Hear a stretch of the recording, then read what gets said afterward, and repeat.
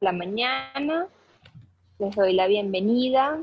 Mi nombre es Anadelis García, para los que no me conocen. Hoy tenemos caras nuevas o personas nuevas que nos acompañan en este webinar titulado Visión comparada de la experiencia en el sistema multilateral de comercio, por Jorge Castro, Gabriel Duque y el doctor Gonzalo Capriles. Y este webinar va a ser moderado por Luis Alberto Rusián, quien es miembro de nuestra junta directiva por la empresa AFIEX. También es coordinador del Comité Regional de Cabecol y fue expresidente ejecutivo de la Cámara. Así que estoy segura que Luis Alberto va a moderar muy cómodamente este webinar y le voy a dar rápidamente las palabras a nuestro presidente de junta directiva, el doctor Juan Domingo Alfonso, quien quieren también aprovechar este viernes y darles la bienvenida.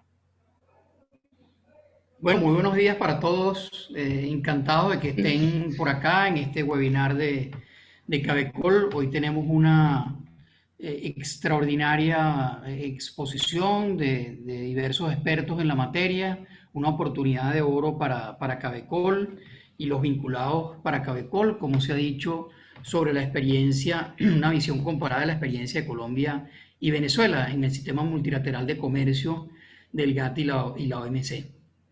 Quiero resaltar la participación de los últimos 30 años en el caso venezolano en el sistema multilateral de comercio, que ha sido muy importante y hemos tenido reuniones en ese sentido. Y también destacar el 25 aniversario que se está cumpliendo de esta organización tan importante en el mundo como es la Organización Mundial de Comercio, con toda su institución y todas sus regulaciones. Y por supuesto, ya nuestro querido amigo Luis Alberto Rusián presentará a los expositores de hoy, que bueno, ya tenemos algunos años de ejercicio profesional, y empezando por el embajador Gabriel Duque, de Colombia, y siguiendo por el doctor Gonzalo Capriles y por Jorge Castro. Tenemos a unos expertos en la materia desde hace muchísimo tiempo, desde los años 90, que tuvieron una dilatada e importante experiencia en la negociación. Y lo interesante de hoy es para nosotros, todos los asistentes y participantes, ver cómo ha sido ese desempeño, tanto de la experiencia de Colombia como la experiencia venezolana en todos estos años de negociación en los organismos multilaterales. Luis Alberto, entonces te concedo la palabra. Muchísimas gracias y bienvenidos a todos a este webinar. Bueno, muy buenos días. Muchas gracias, Juan Domingo. Muchas gracias, Cabecol, por permitirnos este espacio. Estamos muy contentos y muy satisfechos de poder compartir con ustedes la mañana de hoy de un tema que es muy relevante, es muy importante, pero que lo tenemos olvidado en nuestra agenda diaria, quizás por todo lo que implica el día a día, ¿no? Y es tratar de ver cómo ha sido el desempeño, en este caso de Venezuela y Colombia, los países hermanos tan cerquita que estamos, pero que en nuestras políticas públicas las abordamos de una manera diferente. Entonces, ¿cómo ha sido esa experiencia en los últimos 30 años en el sistema multilateral? Tomamos en los 30 años, precisamente como decía Juan Domingo, porque Venezuela está cumpliendo 30 años de pertenecer al sistema. Ingresamos al GATT y luego fuimos miembros originarios de la OMC. Y entonces quisimos comparar nuestra experiencia con Colombia. Y para eso tenemos, como acabamos de decir, un panel realmente de lujo, como lo pueden ver, tenemos a Jorge Castro, a Gonzalo Capriles y a Gabriel Duque. Para esto debo agradecer, por supuesto, a todos los miembros de Cabecol que siempre confían acá en la organización y siempre apuestan a la institucionalidad y nos apoyan para que continuemos haciendo cosas como las que queremos hacer hoy. Y a nuestros invitados y a las personas que se incorporaron hoy. Tenemos invitados internacionales o gente que viene desde Bolivia. Por ahí está Gladys Gino, una gran amiga de la casa. También está Litzai. Estamos muy contentos con esas caras que nos están acompañando en la mañana de hoy. Entonces, tratando de aprovechar el tiempo, hemos coordinado una actividad. Ya en otras oportunidades hemos hecho algo parecido, que tiene que ver, queremos que sea como fresca y cercana. Entonces presentamos a nuestros invitados y luego a través de una serie de preguntas vamos dándole la respuesta a cada uno de ellos para que ellos nos den su visión respecto al tema.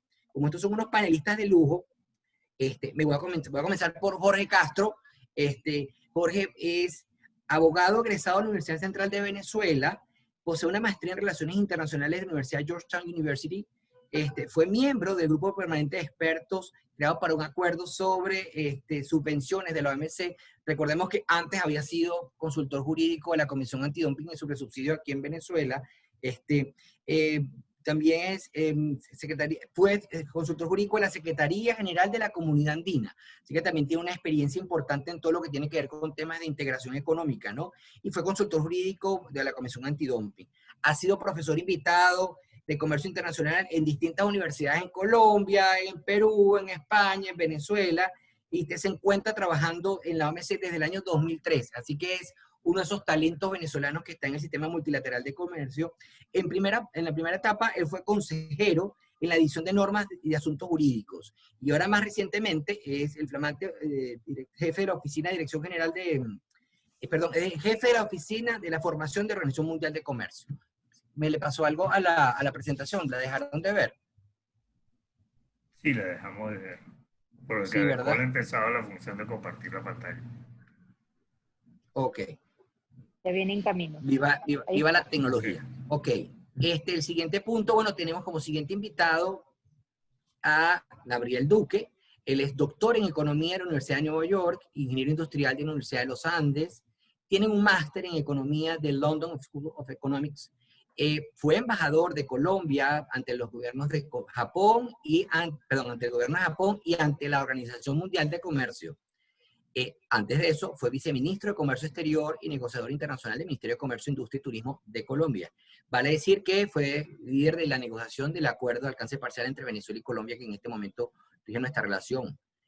Fue director de Desarrollo Empresarial del Departamento Nacional de Planeación, director adjunto de Competitividad de la CAF, y ha sido director del Departamento de Ingeniería Industrial de la Universidad de los Andes y profesor visitante de la Universidad Pompeu Fabra de Barcelona. Y ya para concluir tenemos a alguien que es de la casa, que es Gonzalo Capriles, abogado de la UCB, un máster en Derecho de la Integración y de la Universidad Central de Venezuela, con diplomado en Derecho Internacional de la Universidad de Cambridge, Inglaterra. Tiene experiencia como asesor y gobierno venezolano en negociaciones para la adhesión de Venezuela al GATT, en la Ronda de Uruguay, en las negociaciones comerciales. Fue consultor externo del Acuerdo de Cartagena, del Sistema Latinoamericano de Información Latinoamericano CELA, de la Unidad de Comercio de la Organización de Estados Americanos, OEA, asesor de la Cámara de Comercio e Industria Venezolana Mexicana. También es larga la trayectoria. Vamos a cerrar diciendo que fue presidente de Cabecol por 2 periodos y miembro de nuestra junta por un periodo importante. Entonces, con este perfil de invitados, que realmente es un lujo para nosotros, vamos a dar inicio entonces a cuáles serían, vamos a entrar en materia, porque lo que queremos es aprovechar, poder compartir la visión de ellos. En primera pregunta, vamos a ver si esta pregunta comenzamos por Gabriel, en Colombia. ¿Qué motivó al gobierno de Colombia, y bueno, también al de Venezuela, a negociar su incorporación al GATT? Gabriel, ¿qué nos puedes decir respecto a la visión desde Colombia? Bueno, debo en primer lugar comenzar saludando y agradeciendo Juan Alfonso, Luis Alberto, muchísimas gracias por esta invitación de Cabecol, esta oportunidad de hablar de este tema tan importante que no hace parte de la cotidianidad, pero que es determinante para nuestra posibilidad de generar riqueza y desarrollo en nuestros países. De modo que muchísimas gracias en primer lugar por esta invitación y saludos a esta lista de amigos que alcancé a ver. Estaban por ahí Gladys, entre otros, que hacen parte de esta larga historia mía de relación muy estrecha y fraterna con Venezuela. De modo que, en primer lugar, gracias por esta invitación y además un honor compartir este plano con Gonzalo Capriles y con mi gran amigo Jorge Castro. De modo que, pues, la primera pregunta, ¿qué motivó a Colombia? En particular será mi perspectiva de la comparación del GATT. Colombia ha sido siempre un país que se sabe pequeño, intermedio, mediano, de alguna forma en este mundo cada vez más interdependiente y ha sido muy proactivo en las discusiones multilaterales. Es así como participó al final de la Segunda Guerra Mundial, cuando el mundo se dio cuenta que era ya demasiado pequeño y debería trabajar en resolver conjuntamente los problemas, no solamente de seguridad y desarrollo, en el desarrollo de las instituciones de Bretton Woods. De modo que en ese contexto, en ese momento, se trató de crear la primera Organización Internacional de Comercio, y Colombia participó activamente en lo que fue la Carta de La Habana, este acuerdo que luego no se concretó. Paralelamente, desde el principio, estuvo la discusión del GATT, que fue de alguna forma la medida multilateral que comenzó a surgir de lado, y Colombia fue observador desde 1968, simplemente preocupado, interesado, porque hay unos temas globales que solo pueden resolverse y atenderse globalmente. De modo, Colombia participó desde el 68, y el impulso a la decisión fue un momento como difícil, porque en estos tiempos corrían por Latinoamérica estas visiones proteccionistas, de alguna forma de sustitución de importaciones, estas visiones que tenían en el discurso de la política pública interna la necesidad de discrecionalidad absoluta para mover y restringir el comercio internacional, buscando impulsar el desarrollo interno, políticas que con el tiempo mostraron las dificultades que generaban en las economías de atrasarse tecnológicamente, focalizarse en algunas cosas, captura de rentas, entre muchas otras. Y fue así como Colombia pidió y comenzó a ser observador del GATT en el 68, y luego una conferencia en la UNCTAD en 1973 que propiciaron pues, los líderes del GATT en ese momento, que eran Estados Unidos, la Unión Europea y Japón, para invitar a los países en desarrollo a entrar. Fue en esa época donde Colombia tomó la decisión, una decisión que se tomó allá más o menos en 73, 74, pero que tardó mucho tiempo. La negociación realmente se hizo en el 79, la firma en el 80 y la adhesión formal en el 81, con intereses ya muy puntuales. Como digo, ante esta idea del país mantener esta discrecionalidad para mover, subir, bajar, restringir todo el tipo del comercio exterior, estaban unos intereses muy importantes. Colombia era un país que dependía absolutamente del café. En los 60, el 80% de las exportaciones de Colombia, el 80% era café. Se parece en algunas cosas a Venezuela con el tema de la dependencia de un solo producto, y había una sensación en el país que debíamos diversificar nuestras exportaciones, depender mucho menos de estas fluctuaciones de lo que pasaba con el precio del café, y también en el lograr acceder a otros productos que veíamos como gran potencial, como el tema de textiles y calzado. De modo que solo esto se podía hacer en el plano multilateral, y con esos argumentos fue que Colombia finalmente tomó la decisión y entró al GATT en el 81. Un poco largo, disculpe por este... Oye, no, pero muy bueno. De verdad que nos permite una contextualización muy adecuada, viendo cuáles son los antecedentes, las razones de él. Claro, en esa época había todo un tema también del proteccionismo, ¿cierto? Bueno, Jorge, no sé si tú quieras complementar esta primera respuesta dando la visión que tú tienes de Venezuela.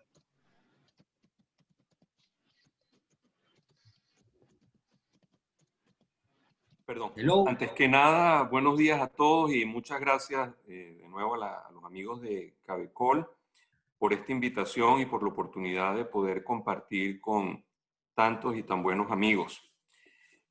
A ver, ¿qué motivó al gobierno de Venezuela a negociar su incorporación del país al GATT? Y aquí creo que entre los participantes hay varios que jugaron un rol importante en ese momento.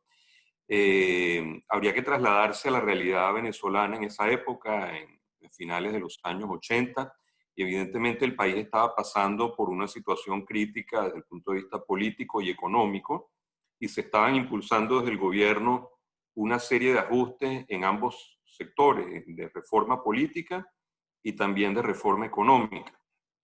Y en lo que tiene que ver con la reforma económica, se estaba procurando intentar abrir la economía del país, diversificar la producción nacional y diversificar las exportaciones.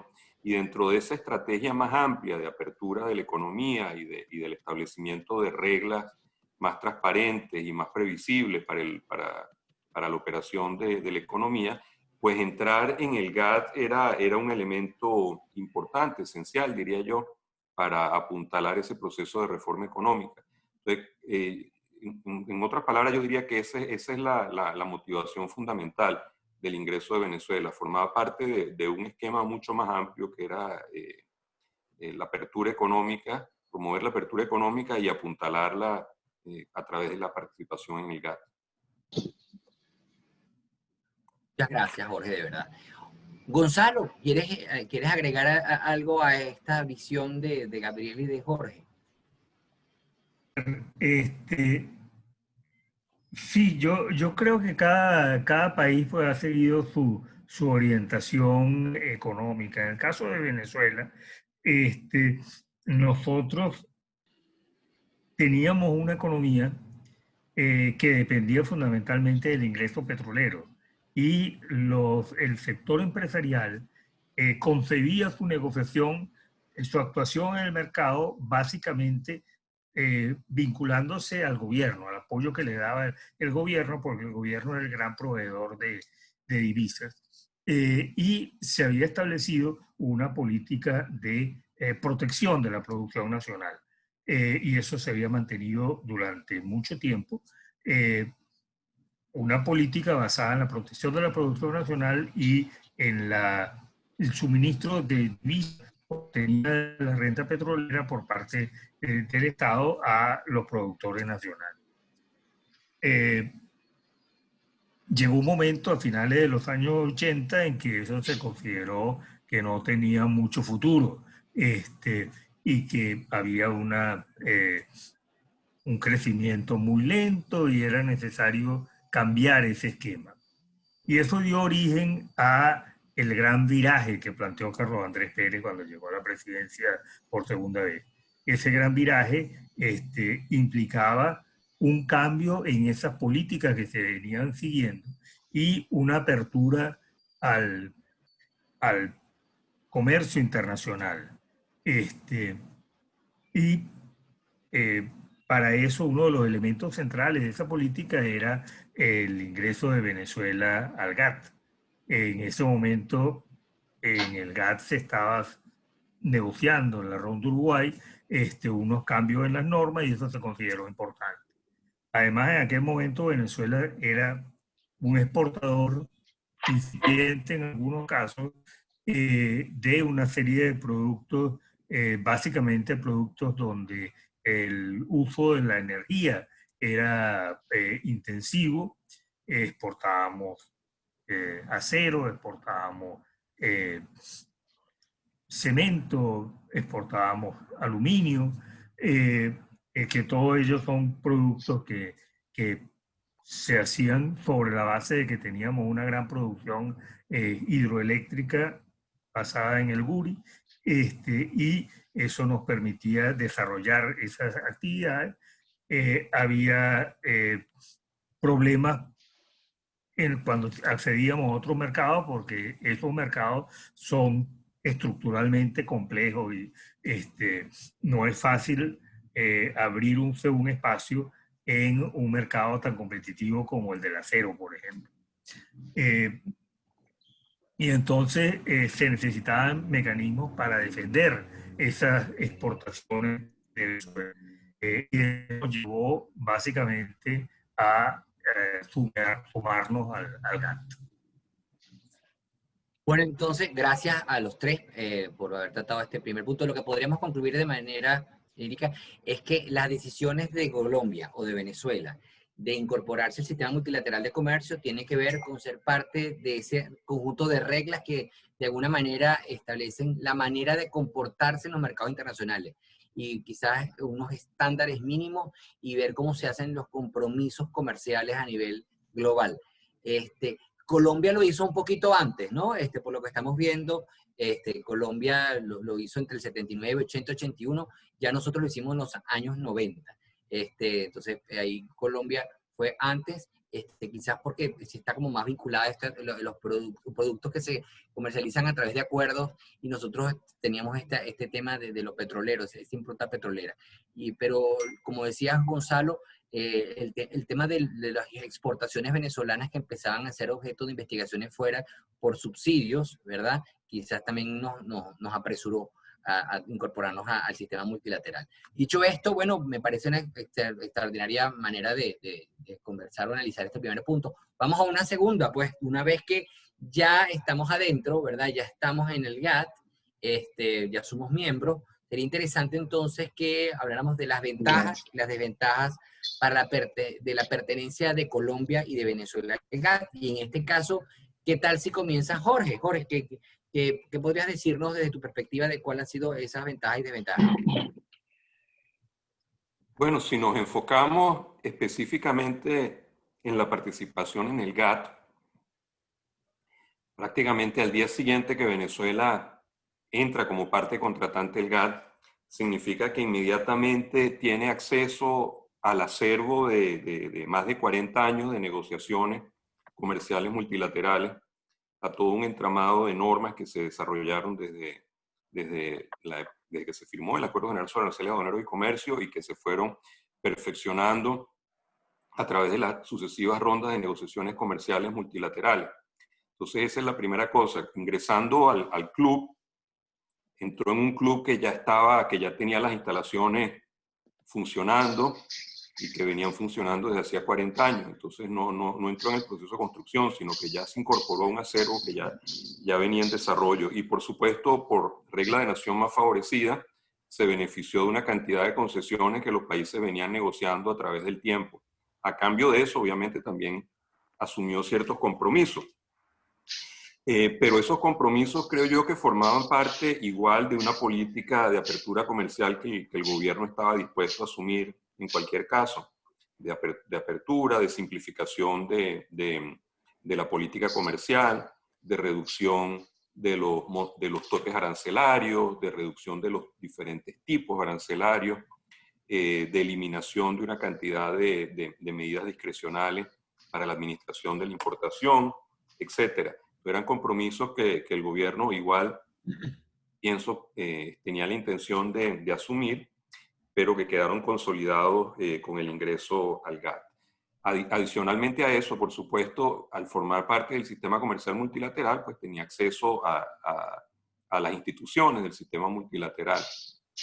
Y una de las cosas importantes ahí a resaltar es que entró en la última fase de las negociaciones de la ronda de Uruguay, pero fue capaz, evidentemente, durante los últimos años de esas negociaciones, de participar activamente en las negociaciones de la ronda de Uruguay y de luego ingresar a la OMC como miembro fundador, lo cual de por sí es importante porque significa que no tuvo que renegociar su ingreso a la OMC. Hay otros países en la subregión que ingresaron posteriormente a la OMC y les tocó pasar por un proceso más complejo de negociación para su adhesión a la OMC. Y Venezuela se salvó de eso por haber entrado en la última fase del GATT. Gracias.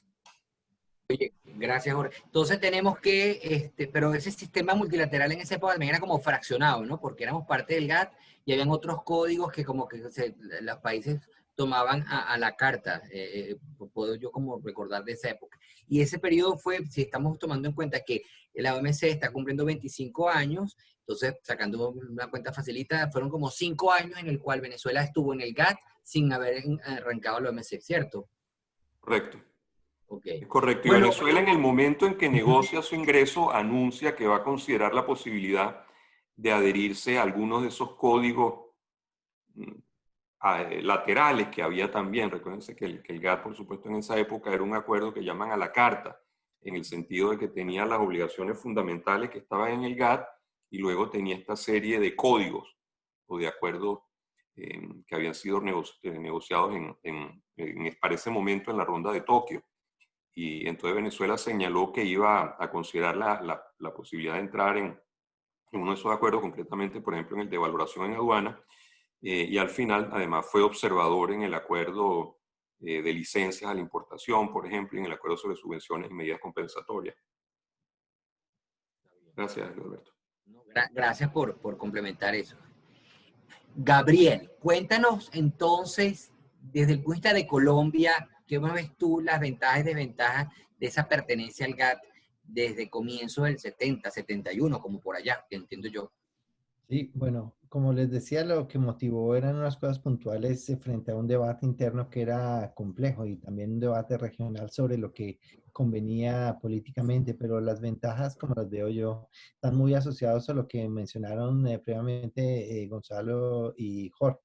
En particular, el tema de consolidar y entrar a ser parte de este Estado de Derecho Internacional, de previsibilidad, transparencia, buenas prácticas y reglas de juego claras para una inserción a la economía mundial. Es básicamente como una, me gustó mucho como lo puso Jorge, la entrada a un club que tiene las instalaciones. Es el aparato jurídico, un Estado de Derecho que ya se venía construyendo a nivel internacional que proveía de alguna forma unas reglas de juego claras en lo que buscaba el país en ese momento, que era diversificar sus exportaciones, de modo que no solamente el beneficiarse de eso, sino también la importación de esta institucionalidad asociada a la respuesta anterior de Jorge de consolidar un proceso que llamemos de apertura, de darle previsibilidad a los agentes económicos de que las reglas de juego no van a estar cambiando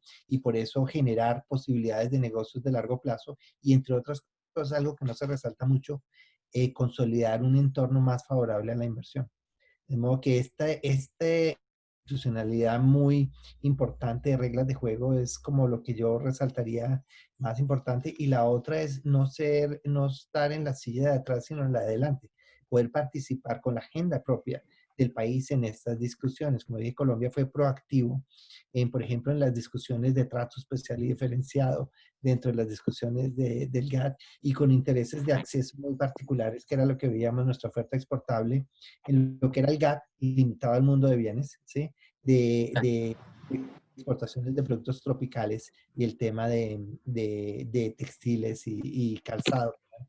De los temas de intereses, pero hay muchas otras externalidades asociadas a las ventajas de eso. Sin esta participación dentro de este entramado, quizá otras negociaciones, otras cosas que hicimos en la época de integración regional, la misma CAN se facilitó por de alguna forma el conocimiento de estos entramados jurídicos que había, de la LADI, ¿sí? O en el caso, ya hacia el final de los 90, esta apuesta osada que hicimos en ese momento conjunta, Colombia y Venezuela, que era este G3 con México, en la búsqueda de incorporarnos mucho más proactivamente al mundo. Vemos que son cosas, pero en último, yo digo, todo esto son medios hacia un fin. Yo pienso que en términos de ventajas generó a una mayor diversificación de la economía colombiana y una mayor riqueza en la inversión, que en último se generaron un estado de crecimiento y sostenibilidad del país pues bastante más sólido, menos fluctuante. Ustedes ven la historia económica del país, salvo por lo que estamos viviendo este año, son 70 años de crecimiento muy estable, no subidas y bajadas, que en parte, digo yo, se apoyan en ser parte de este Estado de Derecho internacional importante. ¡Wow! ¿Qué se puede decir? Extraordinaria esta respuesta. Entonces tenemos que como un efecto en cascada, ¿no? De participar allí, no es nada más con tener las reglas, sino tener con mayor conocimiento, aprender a administrarlas, estar en el lugar para poder tener incidencia y negociar lo que va a suceder, aprender como de buenas prácticas, entonces ver cómo se hacen mejores políticas públicas en el propio país. Bueno, de verdad, muy buena tu respuesta. Muchísimas gracias, de verdad que sí. Entonces, Gonzalo, ¿qué te parece a ti? ¿Qué podrías tú complementar aquí? A ver, desde mi perspectiva, primero, desde mi perspectiva de abogado, yo creo que la mayor ventaja de la pertenencia de Venezuela al GATT vino dada por la posibilidad de obtener mecanismos de defensa para las exportaciones venezolanas en ese momento, petroleras y no petroleras, que era un tema importante. Dentro de esa idea del gran viraje estaba implícita la idea de que teníamos que diversificar y fortalecer las exportaciones y las no petroleras. Y como esas exportaciones estaban siendo atacadas, necesitábamos un medio de defensa. Ese medio de defensa en alguna medida nos lo dio el GATT y nos lo dio en mucha mejor medida la Organización Mundial del Comercio, porque cuando se creó la organización se cambiaron algunas reglas del mecanismo de solución de diferencias, y eso permitió un funcionamiento mucho más eficiente del mecanismo de solución de diferencias comerciales en la OMC. Por eso fue que Venezuela pudo defender sus exportaciones de gasolina reformulada a los Estados Unidos, ya en la Organización Mundial del Comercio. Porque en ese tiempo, además, no solo producíamos gasolina, que ya no se produce, sino que exportábamos gasolina, que ya no exportamos, y además una gasolina muy buena que podía competir muy bien con la gasolina refinada en los Estados Unidos. Y eso llevó a que hubiera un trato discriminatorio, proteccionista de las refinerías, proteccionista de la refinería estadounidense frente a la gasolina producida por Venezuela, y ese caso se llevó a la OMC y se ganó. Esa fue una gran ventaja, y pudimos defender o pertenecer a ese mecanismo jurídico, esa estructura jurídica. Pudimos defender también las exportaciones de otros productos, las exportaciones de acero, de cemento, etc. Ese es un punto muy, muy importante. Y hacia el futuro, ese es un asunto que, en la medida que Venezuela vuelva a producir bienes y servicios, en esa medida tendremos que estar preparados para defender esas exportaciones, porque esos son productos que deberían ingresar a mercados externos, y probablemente los que participan ya en esos mercados internos no van a estar muy dispuestos a darnos una parte del pastel a los venezolanos sin que los venezolanos exijan su derecho. Y ese derecho nos lo da todo el entramado jurídico de, en su momento, el GATT y ahora la OMC. Ok, perfecto. Bueno, gracias, Gonzalo, por tu visión muy, muy de abogado con respecto a las herramientas para poder hacer defensa de los intereses propios, ¿no? Tanto en el GATT como después, como hiciste referencia, en la OMC. Pero yo creo que algo que nos está quedando también por fuera es que el hecho de pertenecer y poder participar y estar en los foros y todo eso va generando una demanda de la formación del talento nacional. Entonces podríamos decir que también una ventaja que podría haber en Colombia y que puede haber en Venezuela es el tema de la formación del recurso humano, de los empleados públicos, de los que están formados en el área de diplomacia comercial, ¿no? Porque estás presente, porque además hay asistencia técnica y entonces empiezas a manejar mejor todas estas materias. Quería yo complementar con ese elemento. Iríamos entonces ahora a la pregunta número 3. Es cómo ha sido la participación y el aprovechamiento de Colombia y de Venezuela ya en la OMC. En este caso, yo le preguntaré entonces también, ya que es la tercera pregunta, a Gabriel. Gabriel, ¿qué nos dirías tú desde la visión de Colombia? Sí, como lo mencioné desde mi primera respuesta de intervención, Colombia ha sido bastante proactivo. Como digo, entendiéndose como un país intermedio en este concierto mundial, ha sido muy pro las instituciones multilaterales. Solo el multilateralismo defiende de los juegos de fuerza entre grandes potencias, de modo que muy proactivamente desde el principio ha participado en las diferentes áreas de la organización, desde la creación misma, en los temas de la negociación de las reglas. Fuimos, no sé, previo a la ronda de Uruguay, nosotros presidimos un grupo informal de países en desarrollo, los que estructuró de alguna forma las reglas que llevaron a la ronda de Uruguay, y en la misma negociación de la ronda de Uruguay también hubo una participación muy importante de un célebre embajador, nuestro Felipe Jaramillo, hasta en las negociaciones de servicios. Y había una cosa que era muy curiosa, lo que llamaban el grupo del café con leche, que es una alianza de Suiza y Colombia, que fueron los que de alguna forma le ayudaron a la concreción de la finalización de esta ronda de Uruguay que generó la OMC. De modo que desde el principio Colombia se ha tomado muy en serio la participación en la OMC y ha sido como una representación siempre muy tecnocrática de, de embajadores que han participado muy activamente en todas sus funciones.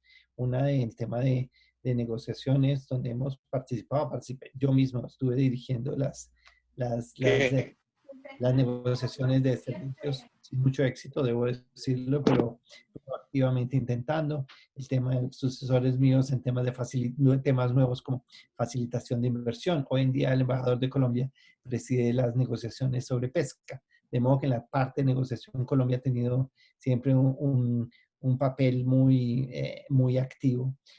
También los embajadores hemos tenido casi una tradición de que presidimos el comité de examen de políticas comerciales, que es donde todos los países pasan a hacer sus exámenes. De modo que hay una vocación de participación muy activa en la organización porque creemos que si no existiera habría que inventarla y hay que protegerla y hay que trabajarla. De modo que eso en la dimensión de la participación diría que ha sido bastante activa. Y lo que decía Luis Alberto, todo este tema de formación de recursos humanos explica que hoy en día hay un acúmulo de jóvenes colombianos trabajando, sobre todo abogados, en el tema de solución de controversias en la OMC. En temas de aprovechamiento, muy en la línea de lo que dice Gonzalo, no solamente planteando nuestras posiciones en los intereses que hemos tenido a lo largo de discusiones, sino usando los mecanismos de solución de controversias para defender los intereses colombianos. En particular, uno de los, creo, disputas icónicas, si podría decir, que ha tenido la organización, que fue de un grupo de países contra la Unión Europea por su tratamiento discriminatorio sobre el banano, mostró que ya en el mundo multilateral se puede de chiquitos contra un grande, y Colombia se inauguró el mecanismo de solución de controversias demandando a Estados Unidos. O sea, cosas que en defensa de alguna forma de los intereses con Chile, con azúcar. Y desde luego, pues también siendo también llamado a rendir cuentas por algunos tratamientos que en su momento fueron considerados por otros países no acorde con las normas a las que nos habíamos comprometido. De modo que muy proactivo en esta participación en todas las áreas de la organización. Es básicamente lo que diría, y beneficiándonos de este Estado de Derecho y de alguna forma con conquistas importantes en temas de defensa de los intereses colombianos. Wow, también excelente respuesta, Gabriel, de verdad, y muchas gracias, porque uno lo ve desde Venezuela, ve con cierto grado de envidia, por decirlo de alguna manera, envidia sana, pero entonces la palabra clave ha sido que ha habido un enorme aprovechamiento porque han sido más que activos, proactivos, ¿no? Y han ejercido esto con compromiso y han ejercido un importante liderazgo. Jorge, ¿qué podrías decirnos tú respecto a tu visión y cómo ha sido la participación y aprovechamiento de Venezuela en la OMC, ya después de estos 25 años que está cumpliendo ahorita la OMC? Bueno, si se puede, yo diferenciaría entre las dos cosas, porque Venezuela ha tenido momentos en los cuales ha tenido una participación bastante activa en la OMC, y me refiero sobre todo a los primeros años de la organización. Venezuela, uno de los primeros exámenes de política comercial que se hizo en la OMC fue a Venezuela justamente, de manera que en esa fase inicial Venezuela estuvo bastante activa. El primer caso que se llevó ante la OMC, que llegó hasta el final, incluso hasta una decisión del órgano de apelación, fue el caso de la gasolina reformulada, al cual se refería Gonzalo, y resaltaría en ese caso que a pesar de que el caso era extremadamente sensible en Estados Unidos porque tocaba legislación medioambiental, Estados Unidos acató la decisión y corrigió su legislación para eliminar la discriminación. De modo que en ese sentido se fue bastante activo. La misión de Venezuela en un momento dado pues alcanzó un alto nivel de profesionalismo y fue muy activa en la organización, incluso presentando propuestas. De manera que sí ha habido una participación en algunos momentos en la vida de la organización, y demuestra que se puede hacer, es decir, que es posible hacerlo, es posible para Venezuela tener esa participación activa, y Luego, si en el largo plazo se ha aprovechado realmente la participación en la OMC, es otro tema diferente. Yo creo que no quiero abusar de la metáfora que hice antes del club, pero la verdad es que el hecho de uno comprar una acción en un club no significa que uno va a aprovechar las instalaciones del club. Uno puede perfectamente ser socio y no pasar jamás ni aprovechar las instalaciones del club. Entonces, aprovechar las instalaciones requiere un poco más que tener una acción y normalmente requiere que haya una alineación entre políticas nacionales y también, evidentemente, el propio esfuerzo del sector privado.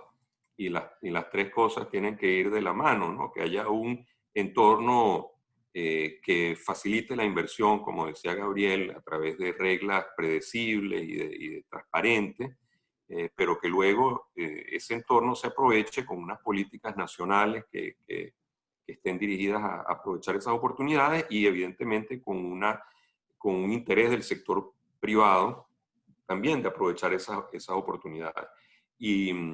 Y los países que tienen eso, pues esa alineación aprovechan mucho más los resultados que los países que no tienen esa alineación.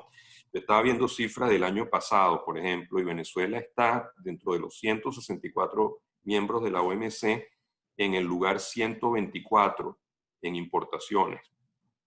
124 de 164, y comparemos eso con Colombia, que es el país número 50 en importaciones. En exportaciones nosotros somos 75 en el 2019, ahora puede haber cambiado, mientras Colombia era el 57. En materia de exportaciones de servicios comerciales, nosotros de 164 somos el 138 en el mundo, y Colombia es el 63. De modo que el solo hecho de formar parte de la organización no garantiza ni que aprovechemos plenamente las oportunidades como exportadores ni como importadores, si no hay otros elementos que son esenciales. Y ahí de nuevo, la buena noticia es que en otros momentos hemos sido capaces de hacerlo.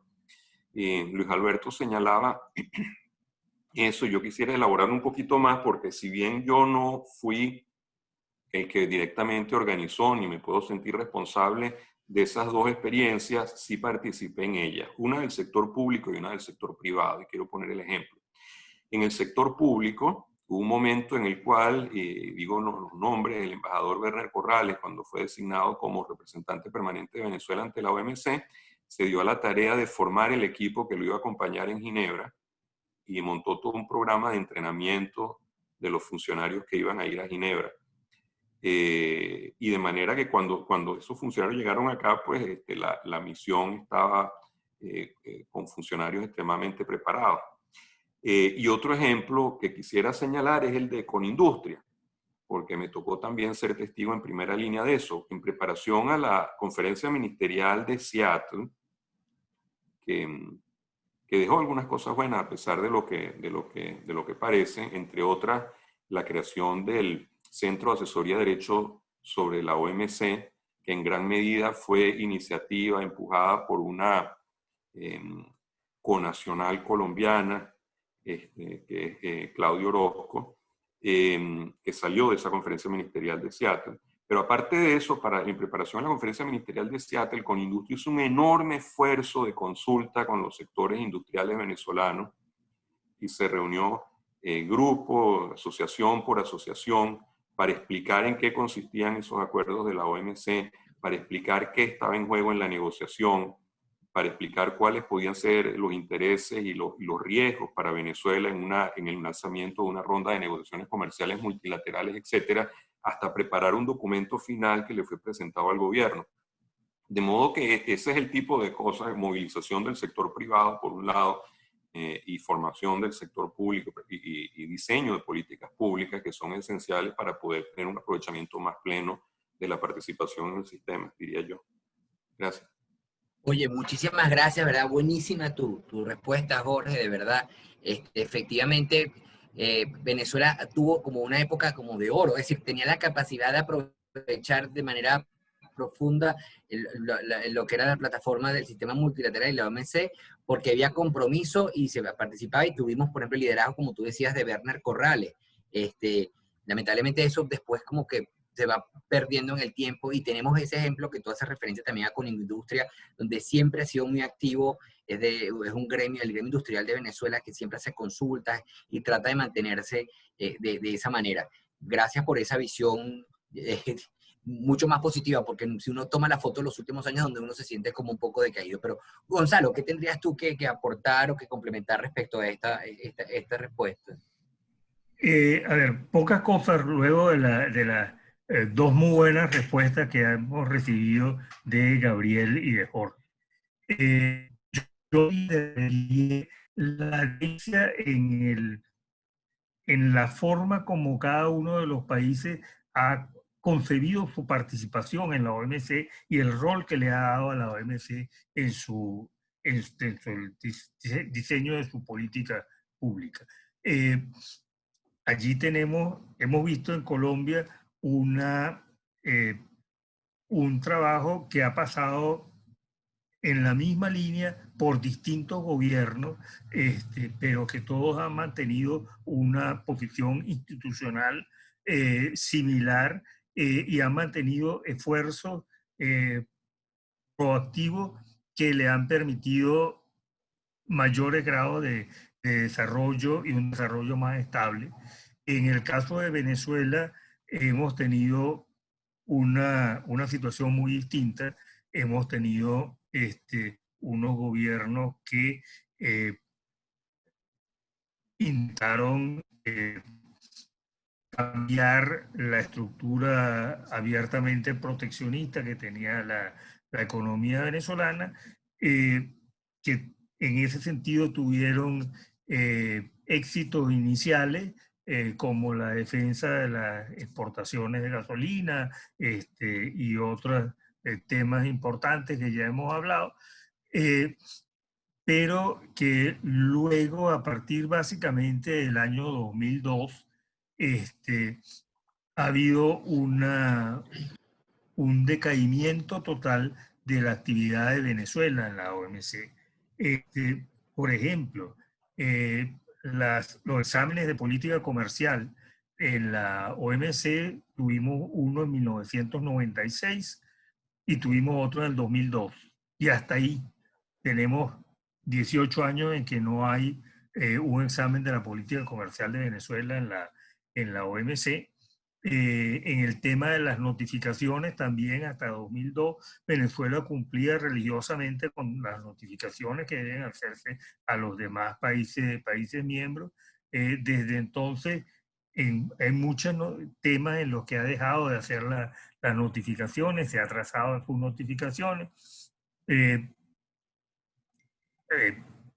Prácticamente solo estamos notificando en agricultura, los contingentes arancelarios y poca cosa más, pero por ejemplo en el tema de la valoración de las mercancías en aduana, la última notificación que se hizo fue en el año 2002, donde informamos las últimas modificaciones que había en las normas andinas sobre valor en aduana. Evidentemente la situación cambió drásticamente. Venezuela ya no es miembro de la comunidad andina, etcétera, pero la última información que dimos fue esa información vieja de 2002. Entonces, yo creo sí que hace falta un esfuerzo por cumplir con las tareas pendientes, y parte de las tareas pendientes es que se haga ese examen de la política comercial, es que se hagan las notificaciones, se cumplan con las obligaciones que están pendientes, y que coincido con lo que señalabas tú y lo que señalaba Jorge, de que para eso es necesario contar de una parte, con profesionales calificados en los temas de OMC, porque aquí hace 20 años que no se habla de la OMC. Entonces es necesario hablar de la OMC, y no solo los profesionales, sino también en los niveles de dirección gremial. Es necesario volver a aquella tarea que en su momento desarrolló con industria de concientización y de extender el conocimiento sobre estos temas a los distintos gremios empresariales que pueden ver estos asuntos como muy alejados de sus necesidades inmediatas, pero hay que explicar la vinculación que tienen todos estos temas con los problemas puntuales que ellos están enfrentando. Muchas gracias, Gonzalo. Bueno, la verdad es que quisiera ver cómo les planteo. Para mí es un honor y un disfrute poder conversar con ustedes y que nos expandamos de las respuestas, porque no siempre se puede tener la posibilidad de contar con este saber y este conocimiento de estas materias. Pero ya estamos en la pregunta 4 y nos quedaría una quinta pregunta, y simplemente los llamo la atención a efectos de que vayamos viendo cómo hacemos para que nos rinda el día, más allá de que las personas siempre después de una hora y tanto tienen que retirarse. Entonces, la pregunta número 4, que se la vamos a hacer en esta oportunidad entonces a Jorge, después se la pasamos a Gabriel, ya no deja de ser Venezuela y Colombia, sino más bien nos vamos a la parte general, pues, ¿no? ¿Cuál es la relevancia del sistema multilateral de comercio y cuáles son las perspectivas respecto a su funcionamiento futuro? Jorge, ¿qué nos podrías decir tú que conoces al monstruo por dentro? Bueno, yo creo que el monstruo que tenemos ahora, que es el COVID, lo conocemos todos, lastimosamente. Mira, yo creo que el COVID, de hecho, es un buen ejemplo de la relevancia del sistema multilateral. Es muy frecuente escuchar que el sistema multilateral está en crisis, etc. Y la verdad, yo no creo honestamente que el sistema multilateral está en crisis. Cada vez más hay problemas globales que requieren de soluciones globales, que requieren de normas multilaterales, que requieren de cooperación y participación conjunta de los países. Evidentemente, como la pandemia es el caso inmediato, pero tenemos otras cosas, tenemos cambio climático, y en definitiva, para centrarnos en el tema del sistema multilateral de comercio, creo que ahora como nunca, en mucho tiempo, hace falta tener un sistema multilateral de normas que sean transparentes, que sean predecibles, que funcionen para evitar ir hacia soluciones unilaterales, para evitar ir hacia la ley de la selva, hacia la ley del más fuerte, etcétera, y que generen esas condiciones de transparencia, de predictibilidad, que faciliten la reconstrucción y la recuperación de la economía, que va a ser uno de los retos más grandes a nivel global que van a tener los países como resultado de la pandemia. En lo inmediato, evidentemente, atender la pandemia, pero luego nos están quedando todas unas consecuencias económicas que van a requerir de mucho esfuerzo por parte de los países. La tentación a recurrir a soluciones unilaterales va a ser muy fuerte, y los países pequeños, como Venezuela y como Colombia, son los que tienen más que perder si lo que se aplica es la ley del más fuerte y la ley de la selva, y son los que más tienen que ganar, por el contrario de que haya un sistema fuerte, un sistema multilateral. Eso, digamos, eso es el resumen de lo que yo diría. Extraordinario, excelente. Tendría que ver entonces con el hecho de que problemas globales requieren de soluciones globales donde hay que buscar la cooperación, y esta institucionalidad y con reglas claras e instituciones fuertes, se disminuyen las asimetrías en cuanto al poder para poder ejercer presión en determinadas líneas. Gabriel, ¿qué nos comentarías tú? También, por ahorrar el tiempo, voy a decir que estoy absolutamente y totalmente de acuerdo con Jorge. Solo añadiría y No, tampoco así, tampoco es que digo lo que hay al lado. No, Gabriel, algo porfa. anteriormente. Si la OMS no existiera, habría que inventarla, ¿sí? Problemas globales requieren soluciones globales, a menos que queramos una ley de la selva, como es una ley del más fuerte. Lo único que nos protege de estos movimientos unilaterales es un Estado de Derecho de todos. Y además, no es solamente defensa, es cooperación. En ninguna otra parte encontramos todos los países, pues 160 y pico que ahora somos miembros, a sentarnos a debatir los problemas y los retos que estamos enfrentando. Problemas del pasado, tenemos todavía problemas de distorsiones, subsidios agrícolas y cosas, pero también problemas presentes cada vez más de graves y problemas futuros, por ejemplo, de adaptaciones a nuevas tecnologías y estas cosas, de modo que para el tema de enfrentar colectivamente estos retos, requerimos de esta institución, de modo que mis perspectivas son de una búsqueda de solución de las coyunturas puntuales que en este momento se tienen, que ahorita hablaremos un poco de esas, me imagino, pero yo veo una OMC muy fuerte y protagónica, es como yo lo veo, de modo que si no existiera habría que inventarla. Si no existiera, te habría que inventarla porque es una necesidad. Gracias, Gabriel, de verdad. Gonzalo, cuéntanos, ¿cuál es tu visión? A ver, creo que la relevancia del sistema multilateral de comercio, bueno, es clara y es permanente y va a seguir.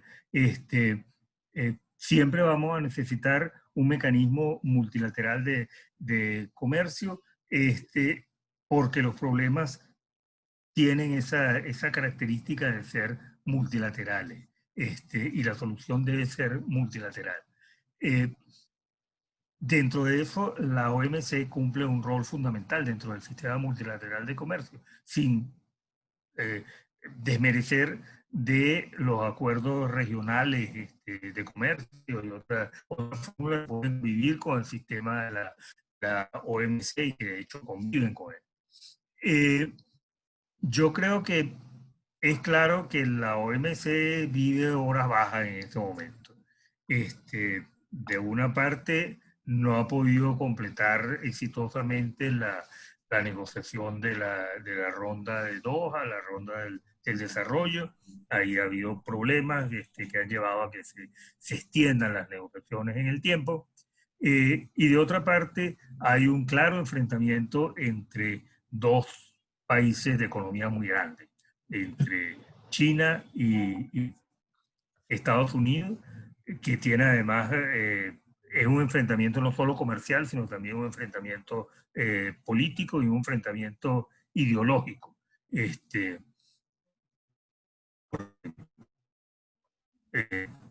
Al menos en la óptica que ha presentado Estados Unidos, es un enfrentamiento entre la democracia occidental y un sistema comunista totalitario.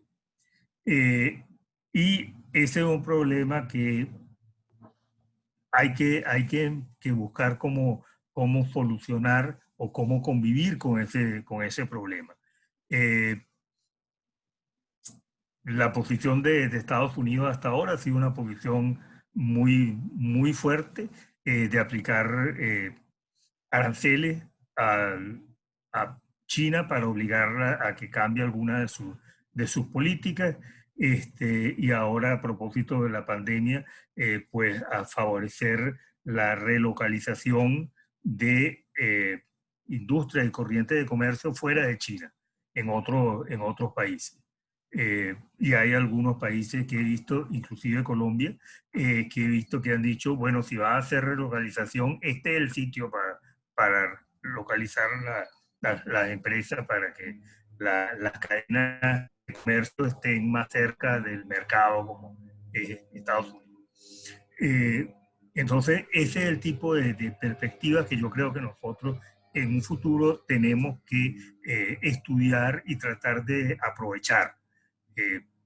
Yo lo llevaría hasta ahí. Esos problemas son los problemas que tenemos y hay que solucionarlos. Extraordinario, de verdad que qué lujo contar con ustedes para conversar de estos temas. Gracias, Gonzalo. Y bueno, la última pregunta para ir cerrando y después generar un pequeño espacio de comentarios y preguntas de parte de las retos que presenta en el sistema multilateral de comercio para los países de la América Latina en el periodo pospandemia. Entonces, es esto de la pospandemia y América Latina. Cuéntanos, no sé, comenzamos aquí. ¿Con quién? ¿Con Gabriel? ¿Con Jorge? ¿Quién quiere tomar la palabra? Quieran. Si quieren la tomo Gabriel. yo. Sí, Estamos Gabriel. comenzando, bueno, como decía, post pandemia o no, porque hay una serie de problemas estructurales que vienen del sistema multilateral que son de corto plazo. Uno de esos básicamente es que el mecanismo de solución de controversias no tiene un debido proceso completo, porque no tiene en este momento una segunda instancia. De modo que es uno de los retos de corto plazo que debemos buscar resolver. Hay una serie de países que se han planteado un mecanismo alternativo, pero es uno de los temas importantes porque uno de los temas que es asegurar el cumplimiento de las reglas no está del todo asegurado en este momento. Es una cosa de coyuntura que venía de antes. Y otro también un tema del crecimiento tan increíblemente grande de China y otras economías han hecho cuestionar un poco la estructura de las reglas, sobre todo el trato especial y diferenciado. Entonces hay una visión que debe quizá de alguna forma revisarse estructuralmente el tema de cómo están las reglas en este momento. Y es una cosa de corto plazo que nos atañe a todos porque es la fortaleza del sistema multilateral. Más como de coyuntura, el tema de combatir a los movimientos unilaterales que hemos visto particularmente de algunos países que han comenzado a saltarse las reglas de juego, aduciendo algún tipo de argumentos, y una ola proteccionista creo que sería lo peor que le podría pasar al mundo si está buscando una recuperación. Imagínense, por ejemplo, Brasil o Argentina sufriendo restricciones a sus exportaciones agrícolas, o lo que le podría parecer a Colombia. Este tipo de impredecibilidad en las reglas de juego y una ola proteccionista explica gran parte de lo que pasó entre las guerras mundiales, y es algo que debe de todas formas buscarse evitar en el corto plazo. En el largo plazo, la agenda, como decía Gonzalo, hay una agenda pendiente, hay una agenda de intereses latinoamericanos, por ejemplo, de subsidios agrícolas, pero hay una agenda también proactiva del futuro sobre el tema de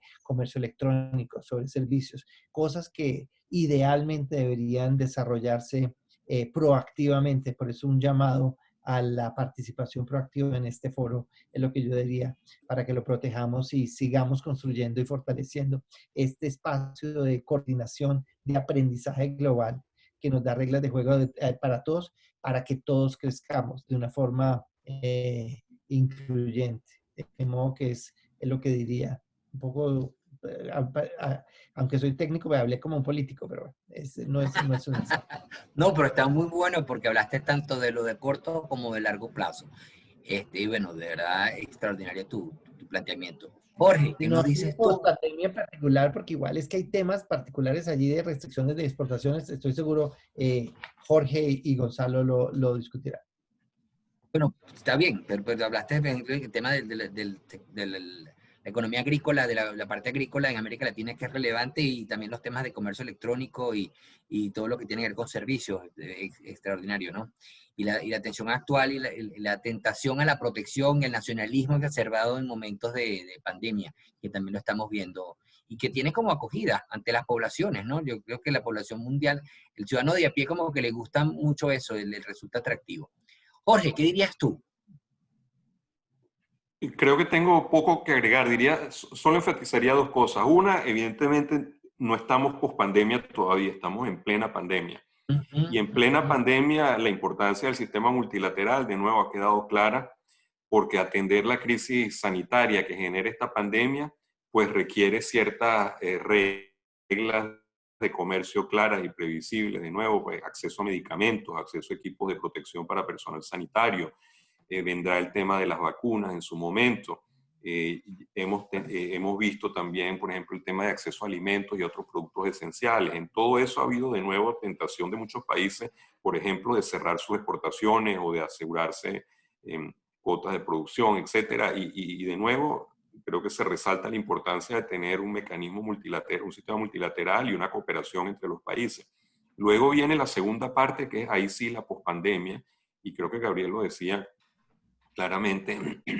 Todo este sistema multilateral de comercio apareció en un momento en que Europa estaba en ruinas, o gran parte del mundo, no solo Europa, estaba en ruinas producto de la Segunda Guerra Mundial, de la devastación de la Segunda Guerra Mundial. Entonces, el diseño de este sistema multilateral de comercio en gran parte fue una respuesta para tratar de facilitar la reconstrucción y el relanzamiento de las economías. Y yo creo que ahora tenemos una situación que desde el punto de vista del impacto económico que ha tenido esta pandemia es comparable al momento que se vivía después de la guerra, en el sentido del esfuerzo necesario que va a haber que tomar para atender todas esas consecuencias económicas y sociales que deja la pandemia. Yo creo que ahí el comercio internacional definitivamente va a jugar un papel central para esa estrategia de reconstrucción y recuperación que sea rápida, que sea duradera, para fomentar las inversiones, para generar empleo, etc.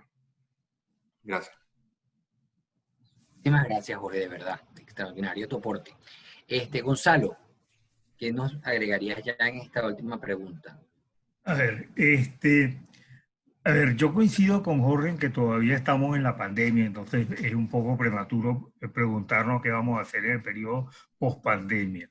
Pero hay noticias buenas, que hay las vacunas que están comenzando a funcionar y están obteniendo aprobaciones y es sorprendente que tan rápido se haya conseguido vacunas y que tengamos distintas vacunas compitiendo. Yo sobre eso tengo una preocupación particular por el caso de Venezuela, porque yo creo que nosotros estamos detrás del último en la cola para recibir las vacunas. Detrás del último porque tenemos esta situación, de una parte tenemos esta situación de que tenemos dos gobiernos, dos presidentes, algunos presidentes son reconocidos por unos países, otros por otros, y eso complica, por supuesto, toda posible decisión en cuanto a la vacuna, porque incluso las técnicas deben preguntarse con quién yo negocio en Venezuela, quién es el gobierno de Venezuela que va a ser contraparte si yo hago un contrato de provisión de vacunas. Por otra parte, tenemos esa situación está influida también por la situación del gobierno de Maduro, no por el tema de las sanciones, porque las sanciones americanas no tienen efecto sobre las medicinas. Puede haber un libre comercio de medicina, alimentos y de ropa, sino por la situación del gobierno de Maduro en cuanto a que no tiene fondos suficientes para atender esas cosas y además su posición frente a la ayuda humanitaria, porque primero costó un mundo permitir que aceptara que hubiera una ayuda humanitaria, y luego hemos visto recientemente escenas de aprovechamiento político de la asistencia humanitaria, porque llegan mecanismos, paquetes de ayuda de UNICEF o de fondos internacionales de ayuda, y lo usan los candidatos del partido de gobierno para su propaganda con mira a unas elecciones que va a haber el 6 de diciembre. Entonces, todo eso son asuntos que obstaculizan en realidad que haya una solución próxima para los problemas. Además de todos los problemas que tiene Venezuela como parte del conglomerado de países frente a la pandemia y lo que habrá que hacer en la pospandemia, además tenemos este problema interno que habrá que resolver. Gracias. Sí, bueno, nuestra dosis de realidad venezolana, ¿no? Gracias. Yo quisiera generar un espacio para unas conclusiones finales, pero me voy a permitir de una vez leer algunos comentarios y preguntas que me han hecho llegar. Ya por el tiempo que debemos ir cerrando. Para mí realmente ha sido un honor y un enorme disfrute poder compartir con ustedes esta mañana y haberlos escuchado, de verdad que sí. Gracias primero a ustedes por haber compartido sus visiones. Mira, aquí hay una pregunta de Juan Misle, el amigo Juan Misle, que también tuvo una participación muy activa e importante en otro momento en todas estas materias. Pregunta, ¿por qué un violador contumaz de las normas de la OMC, como lo ha sido Venezuela, desde el 2009 no ha sido llevado a los organismos de solución de diferencia más a menudo? Es decir, que ha sido violador desde el 2019, pero que no ha sido llevado a mecanismos de solución de diferencia más a menudo. Esa sería una primera pregunta. Y un comentario para que vea quién me puede responder, uno u otro. Marta Lucía Gómez dice, pero el COVID en parte sí ha debilitado el sistema del multilateralismo. Uno ve cómo los países en cierta forma se autoencierran y pueden incidir en su fortalecimiento nacional. Ya se ve escasez en muchas materias primas a nivel mundial. Estos son comentarios que nos han llegado por acá.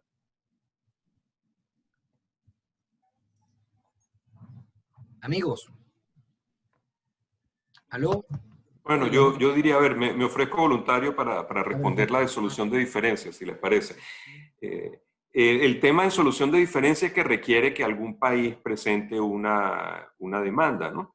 Y los países evidentemente no presentan demandas contra todos, sino que porque evidentemente hay un número tan grande de miembros de la OMC y de potenciales conductas que los países son estratégicos en la presentación de su demanda. Entonces me imagino que harán sus cálculos sobre, por un lado, el costo de presentar una demanda en términos de tiempo, esfuerzo, etcétera, que requiere eso, y por otro lado, las posibilidades que eso tiene de obtener un cambio en la medida que se está impugnando. Entonces, cada país saca ahí sus cuentas y la verdad es que efectivamente Venezuela no ha sido demandada desde hace algunos años en el sistema de solución de diferencias. Y respecto al tema de cómo el multilateralismo sí se ha visto afectado, según la visión de Marta Lucía, por el tema de los cierres de las fronteras para proteger sus industrias nacionales, etcétera, etcétera, ¿tendrían algún comentario? Yo resaltaría también lo de Jorge sobre la primera pregunta. Es un tema de análisis de costo-beneficio y además todo esto tiene un trasfondo político. También muy posiblemente las expectativas de beneficio no ameritan el trabajo y en temas políticos, pues eso puede explicar que no haya activación de casos con Venezuela. El tema del nacionalismo es un tema de un peligro. Realmente el mundo, no solamente por COVID, sino por algunas fuerzas que se están dando, viene polarizándose y hay corrientes nacionalistas muy complejas que la historia lo que nos dice es que pueden generar sensaciones de bienestar de corto plazo con algunos subsectores, pero en el largo plazo son destructoras de la posibilidad de valor y sostenibilidad. De modo que es algo que hay que discutir. En el pasado de fuerzas colectivas, no solamente en discusión de la OMC fue protagónica, trabajando con el G20 para tratar de reducir esos impulsos nacionalistas y proteccionistas, por ejemplo, que se dieron con la crisis financiera de final de 2007, 2008. Hubo un intento, hubo una cosa de proteccionismo y la OMC fue protagónica trabajando con el G20. En este momento tenemos una coyuntura no tan de trabajo porque el liderazgo que tenía Estados Unidos en organizar este mundo multilateral no está claro, posiblemente. Otros están tomando la batuta y yo creo que hay un rol importante para la OMC para combatir esto que, como digo, pueden ser sensaciones de corto plazo, son instrumentos populistas, por llamarlo así, de incitar al nacionalismo, sentimiento importante, pero que tiene consecuencias muy graves cuando se aplica en la dimensión económica. Gracias, Gabriel, por tu comentario final. Por cierto, me informan aquí y agradecemos la presencia del coronel Villamizar, que trabaja con el viceministro Juan Arias en las zonas económicas especiales. Gracias por acompañarnos la mañana de hoy. Esperamos que esta conversación también lo pueda nutrir, lo pueda ayudar y generar espacios para tomar mejores decisiones en el futuro. Gonzalo, ¿quisieras tú hacer algún comentario final? ¿Alguna conclusión? Yo creo que de este evento que hemos tenido hoy, es importante que tomemos algunas conclusiones para el caso de Venezuela. Yo sugeriría que Venezuela, si le fuéramos a proponer políticas... ¿Me oyen? Sí, te escuchamos. Ok. Si le fuéramos a proponer políticas públicas al gobierno de Venezuela, bueno, la primera debería ser la de establecer una estrategia que abarque el tema del comercio, el tema de las inversiones y el tema del comercio de bienes y de servicios, que es algo de lo que Venezuela no tiene en este momento. Esa estrategia debería incluir el apoyo al sistema multilateral de comercio, sin perjuicio del apoyo a las iniciativas de integración que deben ser, deben avanzar paralelamente, especialmente el tema de la integración entre Colombia y Venezuela. Los problemas de la OMC hay que atenderlos y yo creo que Venezuela debe apoyar la reforma de la OMC para hacerla más eficaz. Ciertamente no tenemos un peso como para influir mucho en el problema entre Estados Unidos y China, que son dos gigantes económicos, pero sí debemos tener la posibilidad solo o en conjunción con otros países que tengan nuestros intereses de actuar en provecho y especialmente defender el rol del derecho en, en el sistema multilateral de comercio, porque el derecho es la única arma que tienen los países pequeños y los países en desarrollo frente a lo que podría ser, como lo indicó Gabriel, el reino de la fuerza, el reino del más fuerte. Creo también que la actuación de Venezuela debe ajustarse a la exigencia de su nueva realidad económica, por lo que sugerimos evaluar primero si los compromisos que se asumieron hace 30 años o hace 25 años son una camisa de fuerza o no. Probablemente vamos a encontrar que no son una camisa de fuerza, porque eso fueron una negociación muy prudente la que se hizo cuando se ingresó al GATT.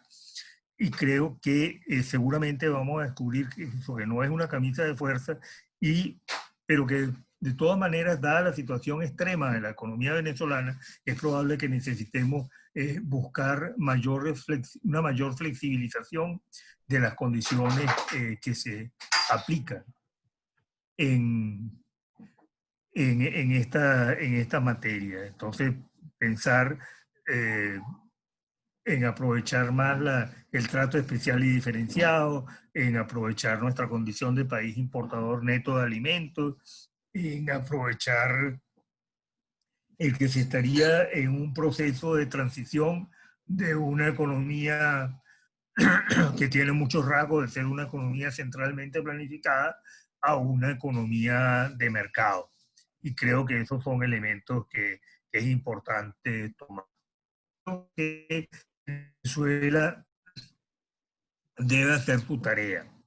Y hacer su tarea implica ponerse al día en las notificaciones que debe hacer a la organización, evaluar su adhesión al acuerdo sobre facilitación del comercio y paralelamente ir avanzando en las medidas que están allí previstas. Por ejemplo, en la ventanilla única de comercio exterior, la BUCE. Eso en algún momento se anunció que íbamos a establecer ese sistema. Solo se ha establecido en una parte, pero muy parcialmente, y creo que en el tema de logística y aduana hay mucho por hacer, que se podría hacer siguiendo las recomendaciones del acuerdo sobre facilitación del comercio. Creo yo que debe aceptar un nuevo examen de su política comercial, incorporarse a las negociaciones sobre temas que son efectivamente del interés de Venezuela, como por ejemplo la negociación sobre pesca, las iniciativas ambientales, el comercio de servicios, la tecnología, etc. Esos son temas en los que Venezuela debería participar. Y creo muy importante, fundamental para todo esto, es que Venezuela forme profesionales en los campos abarcados por la disciplina de la OMC. Como yo dije, durante más de 20 años aquí no se ha hablado de esos temas. No hemos formado profesionales en eso, pero tenemos que hacerlo, porque en una perspectiva de un una nueva orientación económica, pues esto va a ser un tema necesario. Si queremos tener exportaciones crecientes, pues esas exportaciones seguramente van a confrontar acusaciones de dumping, de subsidio, de salvaguardia, y tenemos que tener gente capacitada para defender esas exportaciones como se hizo hace 25 años. Entonces eso es necesario. Yo creo que ahí hay un rol importantísimo de la OMC, en particular a través de los mecanismos de asistencia técnica y de formación de profesionales. Creo que eso es vital. Las universidades, pero en definitiva eso es necesario. Sin eso no lo tenemos. Y paralelamente, así como se señaló que hace años con industria tuvo un papel de concientización de los gremios profesionales, eso se necesita ahorita también, porque esos gremios tienen también profesionales y gremiales, empresariales, tienen también mucho tiempo sin discutir de estos temas, y es necesario sensibilizarlos porque estos son temas que van definiendo el funcionamiento de la economía en sus grandes líneas. Eso sería mi... Oye, muchísimas gracias. Mejor imposible, Gonzalo. Muy amplio, muy completo. Ha pasado, creo que no se te ha quedado ningún punto en el tintero.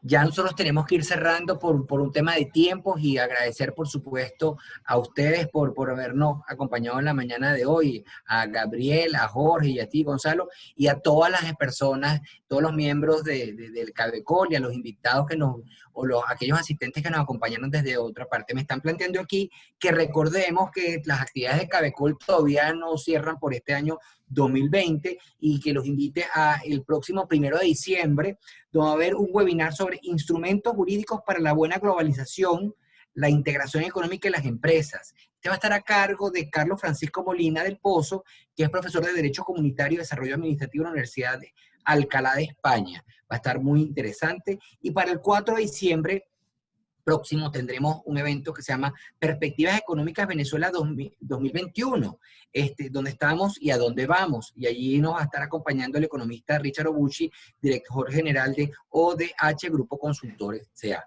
Bueno, de esta manera yo no tengo palabras para agradecer a Gabriel, que nos haya dedicado todo este tiempo, a Jorge desde Ginebra y a Gonzalo por haber estado con nosotros la mañana de hoy. Esperamos que este espacio haya servido para refrescar y para traer a otra vez un punto tan importante, un tema tan importante a la agenda en nuestro día a día. Recordemos entonces, podríamos decir que una de las grandes conclusiones es que el sistema multilateral apoya fundamentalmente a los países más pequeños, porque disminuye las brechas en cuanto al tema del poder efectivo para poder ejercer presión ante determinadas medidas, y que, bueno, va a depender de esa acción, de que cómo hagamos uso de esa acción del club. Es decir, podemos tener la acción, pero si no la usamos, si no la aprovechamos, si no somos proactivos, no vamos a poder tener mayores beneficios de ella. Dicho esto, quiero agradecer, por supuesto, a la Junta Directiva de CABECOL, porque siempre promueve y además apoya todas estas iniciativas. Muchas gracias. Y al equipo técnico de CABECOL, sin lo que no sería posible haber realizado esta actividad la mañana de hoy. Yo les pregunto y les propongo, ¿qué tal si ya antes de cerrar prendemos las camaritas todos para que la gente de CABECOL nos pueda tomar una fotico para el cierre, y que entonces los invitaremos a ustedes para una nueva oportunidad? Gracias a todos. Muchas gracias. Gracias a todos. Gracias por la invitación nuevamente. Saludos a los amigos que veo allí en este foro. Lindo verlos. Excelente. Hola, Gladys. Hola, Gonzalito. Excelente. Hay que sonreír para la cámara. Sí. Fue bueno verlos a todos. Gracias, Muchas por gracias. acompañarnos. Bueno. Gabriel, Jorge, Gracias. chao. Tenga un Gracias. bonito día. Muchas gracias, Hasta luego. excelente. Gracias. Chao, Jorge. No. Hola, Gladys. Chao. Hola, ¿cómo estás, Jorge? Hola, Gabrielito. Buen día y un muy buen fin de semana entonces. Ahora. Gracias, igualmente. Gracias. Muchas Chao, gracias. Luis. Bueno. Gracias. De verdad. Hasta luego. Gracias a todos ustedes. Me encantó compartir con ustedes. De verdad. Seguiremos en contacto. Gracias, Gabriel. Gracias, Jorge. Bueno. Chao.